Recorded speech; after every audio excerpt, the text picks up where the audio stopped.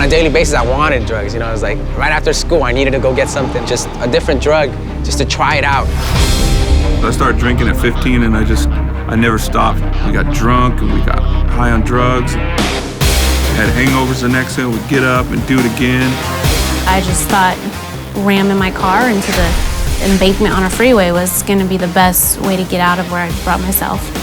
You can use different objects, a blade to a safety pin.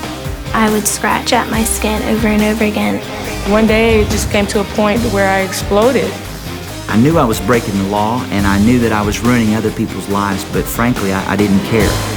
I just remember just like growing up going, you know, why is my life like this? I'd be miserable, you know, and just be empty inside. Watching my mom cry and just seeing that, man, she really wanted me to change. I really had no feelings anymore. It was kind of like, well, too bad if my mom cries, she cries. And when I thought about that, I was like, what's wrong with me? Like, I've gone cold-hearted. The pastor, he's like, you know, if you hang out with Christ and talk to him, and then all the stuff in your life will start to fall away one by one. It's his job to get rid of it. I just said to myself, you know what? I'm tired of having last times, and I'm tired of feeling awful. I'm tired of being tired of myself. I didn't like myself, so I didn't want to like others. And I just thought, Lord, if there's any help. In one of my journals, I saw where just 2 pages are just dribbled with blood.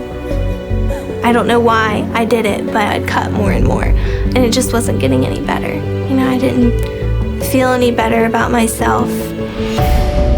So that night I decided to pray, but I didn't know what to say.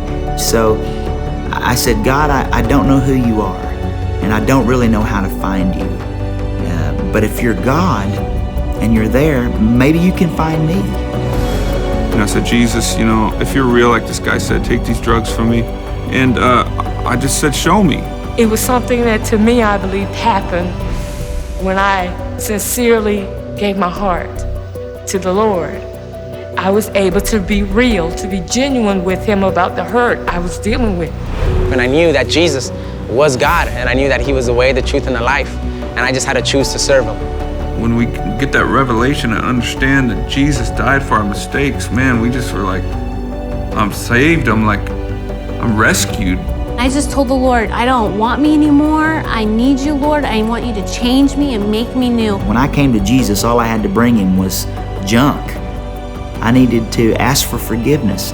I needed to repent of my sins and turn the other way and be open to what God wanted to do.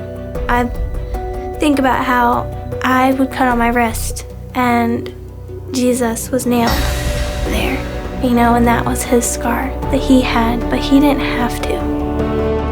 Jesus Christ says hope is possible, it's there, it's very much alive. I was so relieved that there was hope. I was so relieved that someone really did love me for me.